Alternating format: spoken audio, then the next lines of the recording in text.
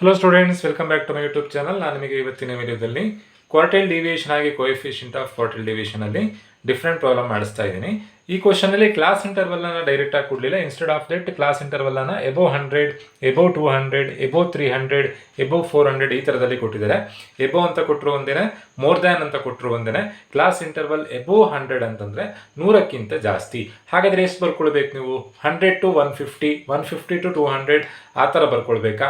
100 to 110, 110 to 120 ಆ ಥರ ಬರ್ಕೊಳ್ಬೇಕಾ?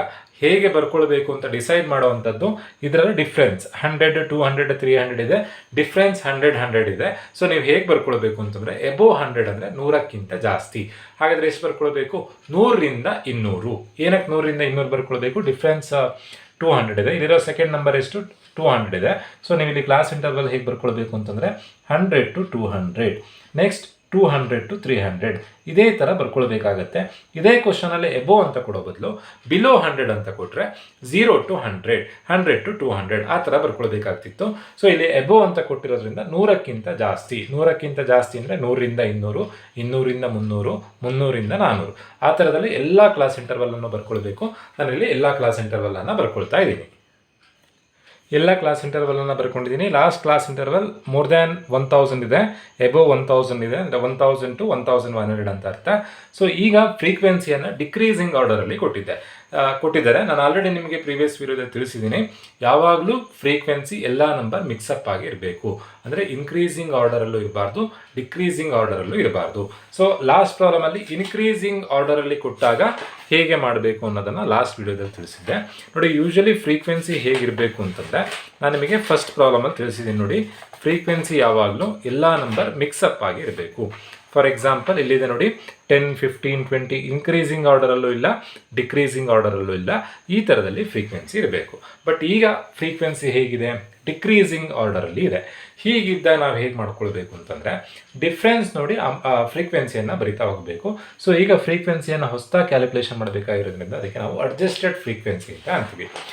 ನೋಡಿ, ಇನ್ಕ್ರೀಸಿಂಗ್ ಆರ್ಡರಲ್ಲಿ ಫಸ್ಟು ಏನು ನಂಬರ್ ಕೊಟ್ಟಿರ್ತಾರೋ ಅದೇ ನಂಬರೇ ಬರ್ಕೊಳ್ಬೇಕು. ಈಗ ಡಿಕ್ರೀಸಿಂಗ್ ಆರ್ಡರಲ್ಲಿ ಫಸ್ಟ್ ನಂಬರ್ ಅದನ್ನು ಬರ್ಕೊಳ್ಳಿಕ್ಕಿಲ್ಲ. ಫಸ್ಟ್ ಲಾಸ್ಟ್ ನಂಬರ್ ಏನಿರುತ್ತೋ ಅದು ಲಾಸ್ಟ್ ನಂಬರ್ ಅದನ್ನೇ ಬರ್ಕೊಳ್ಬೇಕು. ಫಸ್ಟು ನೀವು ಡಿಫ್ರೆನ್ಸ್ ಬರೀಬೇಕು. 300 - 270, 300ರಲ್ಲಿ 270 ಕಳಿಬೇಕು. 300ರಲ್ಲಿ 270 ಕಳಿಲಿಕ್ಕೂ ಬರುವಂಥ ಆನ್ಸರ್ 30. 270ರಲ್ಲಿ 250 ಕಳೆದ್ರೆ ಹಾಗೆ ಒಂದು ನಂಬರಿಂದ ಒಂದು ನಂಬರನ್ನು ಕಳೀತಾ ಹೋಗೋದು. First number minus second number, second number minus third number, third number minus fourth number, ಆ ಥರ ಮಾಡ್ತಾ ಹೋದರೆ ಫ್ರೀಕ್ವೆನ್ಸಿ ಬರ್ತಾ ಹೋಗುತ್ತೆ. 300ರಲ್ಲಿ 270 ಕಳೆದ್ರೆ 30, 270ರಲ್ಲಿ 250 ಕಳೆದ್ರೆ 20, ದೆನ್ 250ರಲ್ಲಿ 200 ಕಳೆದ್ರೆ 50. ಸೊ ಈ ಥರದಲ್ಲಿ ನಂಬರನ್ನು ನೀವು ಕಳೀತಾ ಹೋದರೆ ಅಡ್ಜಸ್ಟೆಡ್ ಫ್ರೀಕ್ವೆನ್ಸಿ ಸಿಗುತ್ತೆ, ಅಂದರೆ ರಿವೈಸ್ಡ್ ಫ್ರೀಕ್ವೆನ್ಸಿ ಸಿಗುತ್ತೆ. ಸೊ ನಾನು ಅದೇ ಥರನೇ ಕಳೆದಿಲ್ಲಿ ಬರ್ಕೊಳ್ತಾ ಇದ್ದೀನಿ. ಹೀಗೆ ಕಳೀತಾ ಹೋದಾಗ ಲಾಸ್ಟ್ ನಂಬರ್ 10 ಇದೆ, 10 ಮೈನಸ್ ಏನೂ ಇಲ್ಲ ಕಳೀಲಿಕ್ಕೆ, 10 - 0 ಅಂತ ಅರ್ಥ. 10 - 0 10 ಆಗುತ್ತೆ. ನೆನ್ಪಿಟ್ಕೊಳ್ಳಿ, ಡಿಕ್ರೀಸಿಂಗ್ ಆರ್ಡರಲ್ಲಿ ಕೊಟ್ಟಾಗ last number as it is ಅಲ್ಲಿ ಏನು ನಂಬರ್ ಇರುತ್ತೋ ಅದೇ ನಂಬರ್ನೇ ಬರ್ಕೊಳ್ಬೇಕು. ಇನ್ಕ್ರೀಸಿಂಗ್ ಆರ್ಡರಲ್ಲಿ ಫ್ರೀಕ್ವೆನ್ಸಿ ಕೊಟ್ಟಾಗ ಫಸ್ಟ್ ನಂಬರ್ ಅದನ್ನೇ ಬರ್ಕೊಂಡ್ರೆ ಆಯ್ತು. ಇದನ್ನು ನೆನ್ಪಿಟ್ಕೊಳ್ಬೇಕು. ಇನ್ಕ್ರೀಸಿಂಗ್ ಆರ್ಡರಲ್ಲಿ ಫಸ್ಟ್ ನಂಬರ್ ಸೇಮ್ ಇರುತ್ತೆ, ಡಿಕ್ರೀಸಿಂಗ್ ಆರ್ಡರಲ್ಲಿ ಲಾಸ್ಟ್ ನಂಬರ್ ಸೇಮ್ ಇರುತ್ತೆ. ಸೊ ವ್ಯಾಲ್ಯೂಸ್ ಎಲ್ಲ ಹೇಗೆ ಬಂತು? ಜಸ್ಟ್ ಲೆಸ್ ಮಾಡ್ತಾ ಹೋಗಿತ್ತು. 70 - 10 60, 80 - 70 10, then 100 - 80 20, 130 - 100 30. ಜಸ್ಟ್ ಲೆಸ್ ಮಾಡ್ತಾ ಹೋದರೆ ನಿಮಗೆ ಫ್ರೀಕ್ವೆನ್ಸಿ ಸಿಗುತ್ತೆ. ಕ್ಯುಮ್ಯುಲೇಟಿವ್ ಫ್ರೀಕ್ವೆನ್ಸಿ ಕ್ಯಾಲ್ಕುಲೇಷನ್ ಮಾಡೋದು ಹೇಗೆ ಅಂತಂದರೆ ಆ್ಯಡ್ ಮಾಡ್ತಾ ಹೋಗಬೇಕು. ಫಸ್ಟು 30 ಬರ್ಕೊಳ್ಳೋದು. 30 + 20 50, 50 + 50 100, 100 + 60 160, 160 + 10 170, 170 + 30 200, 200 + 20 220, 220 + 10 230, 230 + 60 290, 290 + 10 300. ನೋಡಿ, ಈಗ ಎನ್ ಅನ್ನು ಟೋಟಲ್ ಫ್ರೀಕ್ವೆನ್ಸಿಯನ್ನು ಟೋಟಲ್ ಮಾಡಿದಾಗ ಅದಕ್ಕೆ ಎನ್ ಅಂತ ಕರಿತೀವಿ. ಸೊ ಎನ್ ಮತ್ತು ಕ್ಯುಮ್ಯುಲೇಟಿವ್ ಫ್ರೀಕ್ವೆನ್ಸಿಯ ಲಾಸ್ಟ್ ನಂಬರ್ ಎರಡು ಸೇಮ್ ಇರಬೇಕು. ಇವಿಷ್ಟನ್ನು ಟೋಟಲ್ ಮಾಡಿದಾಗಲೂ 300 ಬಂದರೆ ನೀವು ಮಾಡಿರುವಂಥ CF ಸರಿಯಾಗಿದೆ ಅಂತ. ಸೊ 30 + 20 + 50 + 60 + 10 + 30 + 20 + 10 + 60 + 10. Answer is 300. ಸೊ ನಾವು ಮಾಡಿರುವಂಥ ಕ್ಯುಮುಲೇಟಿವ್ ಫ್ರೀಕ್ವೆನ್ಸಿ ಸರಿಯಾಗಿದೆ. ಕ್ಯುಮುಲೇಟಿವ್ ಫ್ರೀಕ್ವೆನ್ಸಿಯ ಲಾಸ್ಟ್ ನಂಬರ್ ಹಾಗೆ ಎನ್ನಿನ ಫ್ರೀಕ್ವೆನ್ಸಿಯ ಟೋಟಲ್ ಅಂದರೆ ಎನ್ ಯಾವಾಗಲೂ ಸೇಮ್ ಇರಬೇಕು. ಸೇಮ್ ಇದ್ದರೆ ನೀವು ಮಾಡಿರುವಂಥ ಸರಿಯಾಗಿದೆ ಅಂತ. ಸೊ ಈಗ ಫಾರ್ಮುಲಾ ಅಪ್ಲೈ ಮಾಡಿದ್ರಾಯಿತು. ಕ್ಯೂ ಡಿಗೆ ಫಾರ್ಮುಲಾ ಏನು? ಕ್ವಾರ್ಟೈಲ್ ಡಿವಿಯೇಷನ್ಗೆ formula Q3 - Q1 divided by 2. Coefficient of quartile ಡಿವಿಯೇಷನ್ಗೆ Q3 - Q1 divided by Q3 + Q1.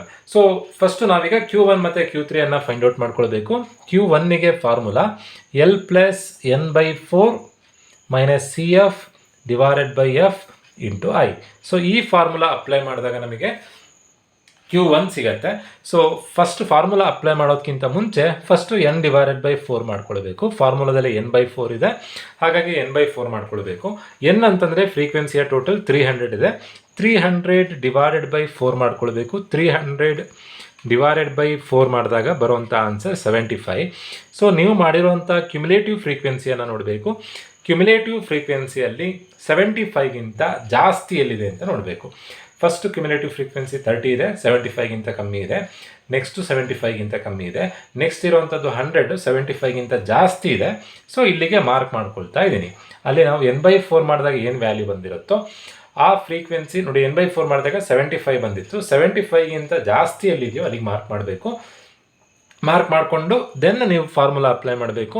L ಅಂತಂದರೆ ನೀವು ಮಾರ್ಕ್ ಮಾಡ್ಕೊಂಡಿರೋದ್ರಲ್ಲಿ lowest class interval. Lowest class interval ಎಷ್ಟು? ಕ್ಲಾಸ್ ಇಂಟರ್ವಲ್ 300ರಿಂದ 400. ಅದರಲ್ಲಿ ಲೋಯೆಸ್ಟ್ ಯಾವುದು? 300 ಪ್ಲಸ್ n/4 ಅಂತಂದರೆ ಆಲ್ರೆಡಿ ಫೈಂಡ್ ಔಟ್ ಮಾಡ್ಕೊಂಡಿದ್ದೀವಿ 75 ಮೈನಸ್ CF ಅಂತಂದರೆ ಮಾರ್ಕ್ ಮಾಡ್ಕೊಂಡಿದ್ದೀರಲ್ವ ಅದರ ಹಿಂದಿನ cumulative frequency 50 divided by F ಅಂತಂದರೆ ನೀವು ಮಾರ್ಕ್ ಮಾಡ್ಕೊಂಡಿರಲ್ಲಿರುವಂಥ ಫ್ರೀಕ್ವೆನ್ಸಿ 50 ಇಂಟು I ಅಂತಂದರೆ ಕ್ಲಾಸ್ ಇಂಟರ್ವಲ್ನ ಡಿಫ್ರೆನ್ಸ್. ಕ್ಲಾಸ್ ಇಂಟರ್ವಲ್ನ ಡಿಫ್ರೆನ್ಸ್ 100 ಇದೆ. ಇನ್ನೊಮ್ಮೆ ರಿಪೀಟ್ ಮಾಡ್ತೀನಿ. ಫಸ್ಟು n/4 75 ಮೈನಸ್ CF ಅಂತಂದರೆ previous cumulative frequency 50 divided by F ಅಂತಂದರೆ ಅಲ್ಲಿರುವಂಥ ಫ್ರೀಕ್ವೆನ್ಸಿ 50 ಇಂಟು I ಅಂತಂದರೆ ಕ್ಲಾಸ್ ಇಂಟರ್ವಲ್ನ ಡಿಫ್ರೆನ್ಸ್ 100. ಸೊ ಇದನ್ನು ಸಿಂಪ್ಲಿಫೈ ಮಾಡಬೇಕಾದ್ರೆ first minus divided by into ಲಾಸ್ಟಿಗೆ ಪ್ಲಸ್ 300 ಮಾಡಿದ್ರೆ ಆಯಿತು. 75 minus 50 divided by 50 into 100 plus 300 answer is 350 ಬರುತ್ತೆ. ಸೊ Q1 ಆನ್ಸರ್ ಎಷ್ಟು ಅಂತಂದರೆ 350. ನೆಕ್ಸ್ಟ್ Q3 ಫೈಂಡ್ ಔಟ್ ಮಾಡಬೇಕು. Q3 ಫೈಂಡ್ ಔಟ್ ಮಾಡೋದು ಹೇಗೆ? L + 3n divided by 4 minus CF divided by F into I. So first formula apply ಮಾಡೋದಕ್ಕಿಂತ ಮುಂಚೆ 3n divided by 4 ಮಾಡ್ಕೊಳ್ಬೇಕು. 3n ಅಂತಂದರೆ 3 ಇಂಟು n ವ್ಯಾಲ್ಯೂ. n ಅಂತಂದರೆ ಎಷ್ಟಿದೆ? 300 ಇದೆ. 3 ಇಂಟು 300 ಡಿವೈಡೆಡ್ ಬೈ 4. 3 ಹೇಗೆ ಬಂತು? ಫಾರ್ಮುಲಾದಲ್ಲೇ 3 ಇದೆ. So 3 3 is 900. 900 ಡಿವೈಡೆಡ್ ಬೈ 4 ಮಾಡ್ಕೊಳ್ಬೇಕು. 900 ಡಿವೈಡೆಡ್ ಬೈ 4 ಮಾಡಿದಾಗ ಬರುವಂಥ ಆನ್ಸರ್ 225. ಸೊ ನಿಮ್ಮ ಕ್ಯುಮುಲೇಟಿವ್ ಫ್ರೀಕ್ವೆನ್ಸಿಯಲ್ಲಿ 225ಗಿಂತ ಜಾಸ್ತಿ ಆನ್ಸರ್ ಎಲ್ಲಿದೆ ಅಂತ ನೋಡಬೇಕು. 225ಗಿಂತ ಜಾಸ್ತಿ ಇರೋದು 230. ಸೊ 230 ಇದೆ, ಹಾಗಾಗಿ 225ಗಿಂತ ಇಮಿಡಿಯೇಟ್ ನೆಕ್ಸ್ಟ್ ಎಲ್ಲಿ ಜಾಸ್ತಿ ಇರುತ್ತೋ ಅಲ್ಲಿಗೆ ಮಾರ್ಕ್ ಮಾಡ್ಕೊಳ್ಬೇಕು. ಇದು 225ಗಿಂತ ಜಾಸ್ತಿ. ಸೊ ಇದಕ್ಕೆ ಮಾರ್ಕ್ ಮಾಡ್ಕೊಂಡಿದ್ದೀನಿ. ದೆನ್ ನಾವು ಫಾರ್ಮುಲಾ ಅಪ್ಲೈ ಮಾಡೋದು ಹೇಗೆ? ಮಾರ್ಕ್ ಮಾಡ್ಕೊಂಡಿರೋ ಕ್ಲಾಸ್ ಇಂಟರ್ವಲ್ನಲ್ಲಿ lowest class interval. Lowest class interval ಎಷ್ಟು? 800 ಪ್ಲಸ್ 3n/4 ಆಲ್ರೆಡಿ ಮಾಡ್ಕೊಂಡಿದ್ದೀವಿ 225 ಮೈನಸ್ ಕ್ಯುಮುಲೇಟಿವ್ ಫ್ರೀಕ್ವೆನ್ಸಿ ಅಂದರೆ ಹಿಂದಿನ cumulative frequency 220 divided by F ಅಂತಂದರೆ ಇಲ್ಲಿರುವಂಥ ಫ್ರೀಕ್ವೆನ್ಸಿ 10 ಇಂಟು I ಅಂತಂದರೆ ಕ್ಲಾಸ್ ಇಂಟರ್ವಲ್ನ ಡಿಫ್ರೆನ್ಸ್. ಕ್ಲಾಸ್ ಇಂಟರ್ವಲ್ನ ಡಿಫ್ರೆನ್ಸ್ 100. ಸೊ ಇದನ್ನು ಸಿಂಪ್ಲಿಫೈ ಮಾಡಬೇಕು. First minus 225 minus 220 answer 5 divided by 10 into 10 ಅಲ್ಲಿಗೆ 50 ಆಗುತ್ತೆ. 800 ಪ್ಲಸ್ 50 850 ಆಗುತ್ತೆ. ಸೊ Q3 ಆನ್ಸರ್ ಎಷ್ಟು ಅಂತಂದರೆ Q3 ಆನ್ಸರ್ 850. ಸೊ ನಾವೀಗ ಕ್ವಾರ್ಟೈಲ್ ಡಿವಿಯೇಷನ್ ಫೈಂಡ್ ಔಟ್ ಮಾಡೋದು ಹೇಗೆ? Q1 ಫೈಂಡ್ ಔಟ್ ಮಾಡ್ಕೊಂಡಾಯಿತು, Q3 ಫೈಂಡ್ ಔಟ್ ಮಾಡ್ಕೊಂಡಾಯಿತು. ಕ್ವಾರ್ಟೈಲ್ ಡಿವಿಯೇಷನಿಗೆ formula Q3 minus Q1 divided by 2. Q3 answer ಎಷ್ಟು? 850 ಇದೆ. ನಾವು ಫೈಂಡ್ ಔಟ್ ಮಾಡ್ಕೊಂಡಿರೋಂಥ answer 850. Q1 answer 350. So 850 minus 350 divided by 2. 850 minus 350 ಅಂತಂದರೆ 500 ಬರುತ್ತೆ. ಡಿವೈಡೆಡ್ ಬೈ 2 ಮಾಡಿದಾಗ ಬರುವಂಥ answer 250. Final answer is quartile deviation in final answer 250. Coefficient of quartile deviation ಹೇಗೆ ಮಾಡಬೇಕು?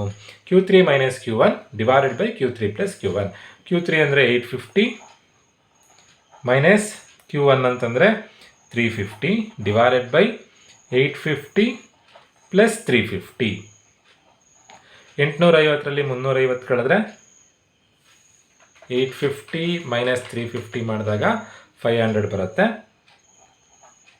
850 + 350 ಮಾಡಿದಾಗ 850 + 350 1200 ಬರುತ್ತೆ. ಡಿವೈಡ್ ಮಾಡಿದ್ರೆ ನಮ್ಮ ಸೊಲ್ಯೂಷನ್ ಮುಗಿಯುತ್ತೆ.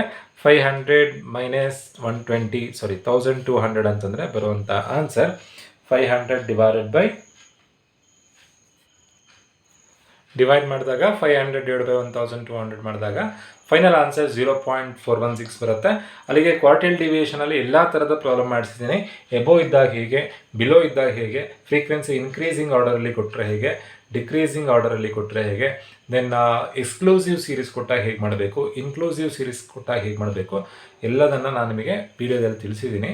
ಹೋಪ್ ಎಲ್ರಿಗೂ ವೀಡಿಯೋ ಅರ್ಥ ಆಗಿದೆ ಅಂತ ಅಂದ್ಕೊಳ್ತಾ ವೀಡಿಯೋ ಮುಗಿಸ್ತಾ ಇದ್ದೀನಿ. ನಮ್ಮ ಚಾನಲ್ನಲ್ಲಿ ನಿಮಗೆ ಸ್ಟ್ಯಾಟಿಸ್ಟಿಕ್ಸ್ ಸಬ್ಜೆಕ್ಟ್ ಅಲ್ಲದೆ ಬೇರೆ ಎಲ್ಲ ಸಬ್ಜೆಕ್ಟಿನ ವೀಡಿಯೋಸ್ ಕೂಡ ಅವೈಲೇಬಲ್ ಇದೆ. ಯಾವ ಸಬ್ಜೆಕ್ಟಿನ ವೀಡಿಯೋಸ್ ಬೇಕಾದರೂ ನೀವು ನೋಡ್ಬೋದು. ಯಾರ್ಯಾರು ನಮ್ಮ ಚಾನಲನ್ನು ಸಬ್ಸ್ಕ್ರೈಬ್ ಮಾಡ್ಕೊಂಡಿಲ್ವೋ ಇವತ್ತೇ ನಮ್ಮ ಚಾನಲನ್ನು ಸಬ್ಸ್ಕ್ರೈಬ್ ಮಾಡಿ. ವಿಡಿಯೋ ಇಷ್ಟ ಆದರೆ ವಿಡಿಯೋ ಲೈಕ್ ಮಾಡಿ, ನಿಮ್ಮ ಫ್ರೆಂಡ್ಸಿಗೆ ಶೇರ್ ಮಾಡಿ ಅಂತ ಹೇಳ್ತೀವಿ. ವಿಡಿಯೋ ಮುಗಿಸ್ತಾ ಇದ್ದೀನಿ. Thank you.